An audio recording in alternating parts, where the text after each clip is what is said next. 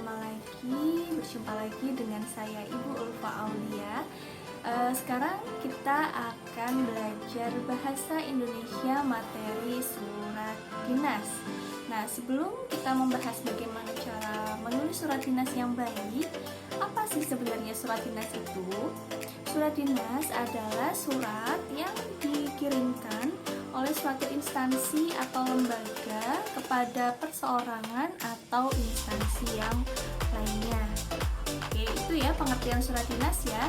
Dan menulis surat dinas itu juga sangat mudah karena sudah ada polanya atau sudah ada struktur yang jelas dan menggunakan bahasa baku, singkat, dan jelas sehingga dalam penulisan surat dinas itu sangat mudah.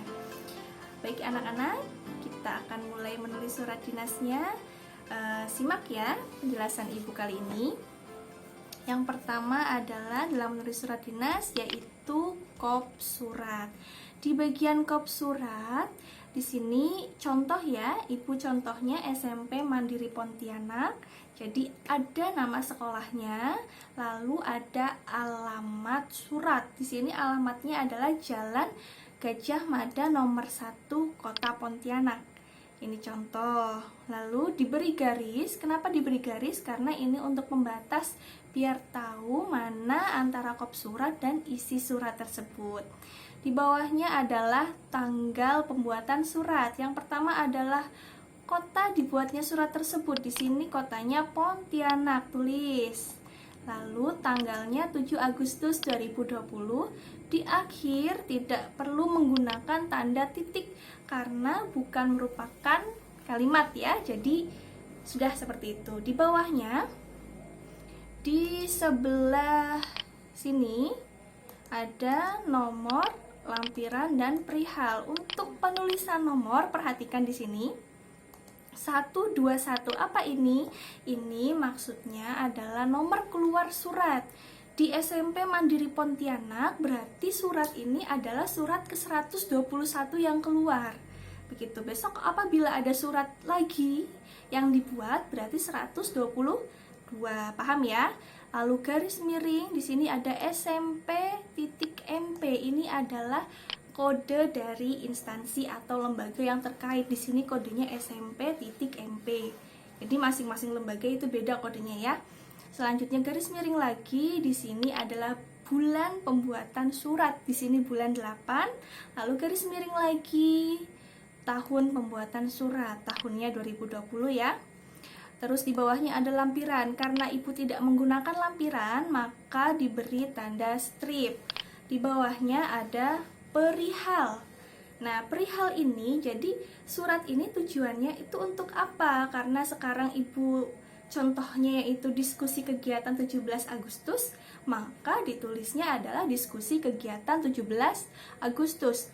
Dan apabila diganti dengan kegiatan yang lain bisa, misalnya rapat rutin atau rapat dinas, silahkan diganti. Selanjutnya, lalu di bawahnya ada ditujukan ke siapa di sini? Yang terhormat disingkat YTH. Y-nya menggunakan huruf kapital.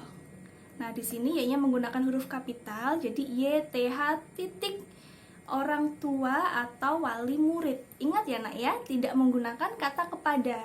Karena dalam penulisan surat memang tidak digunakan kata kepada. Di sini selanjutnya, yang terhormat orang tua atau wali murid SMP Mandiri Pontianak di Pontianak. Di Pontianak ini harus seperti itu. Kenapa? Kadang ada surat dinas atau surat resmi yang menggunakan kata di tempat. Di tempat itu salah. Kenapa? Karena di tempat yang mana? Mau di tempat yang mana tuh surat itu ditujukan. Jadi harus jelas tempatnya. Jadi di sini di Pontianak. Nah, untuk penulisan kata di-nya itu yang pertama menggunakan huruf kecil ya, bukan menggunakan huruf kapital. Kalau Pontianaknya jelas itu menggunakan huruf kapital karena itu nama kota. Selanjutnya di sini ada dengan hormat, itu adalah salam pembuka. Bisa dengan assalamualaikum atau di sini dengan hormat. Ibu pilih yang dengan hormat ya. Dengan hormat komah. Di situ selanjutnya ada paragraf pembuka.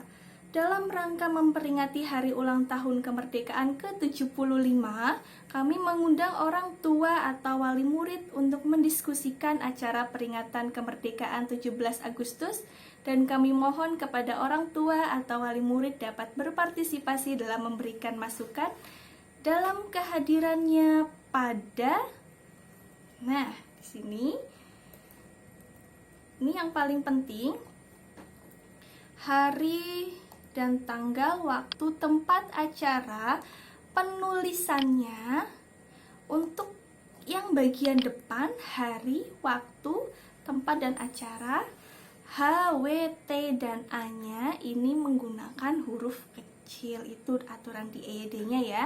Jadi bukan menggunakan huruf kapital, tapi menggunakan huruf kecil. Selanjutnya ini ada paragraf penutup. Untuk mengingat pentingnya acara tersebut, dimohon kehadiran Bapak atau Ibu tepat waktu. Demikian undangan kami sampaikan. Atas kehadiran dan partisipasi Bapak Ibu, kami ucapkan terima kasih. Titik di sini. Nah, itu adalah paragraf penutup dari surat dinas atau bisa disebut juga dengan surat resmiah. Di bawahnya ada mengetahui siapa yang bertanda tangan di sini, karena di sini adalah lembaganya sekolah SMP Mandiri Pontianak, berarti yang menandatangani ini adalah kepala SMP Mandiri Pontianak, bukan kepala sekolah SMP Mandiri Pontianak ya, bukan ya, itu salah karena double, udah ada sekolah ditambah SMP. Jadi salah satu di sini kepala SMP Mandiri Pontianak. Lalu di sini nama kepala sekolahnya, contohnya Bambang SPD.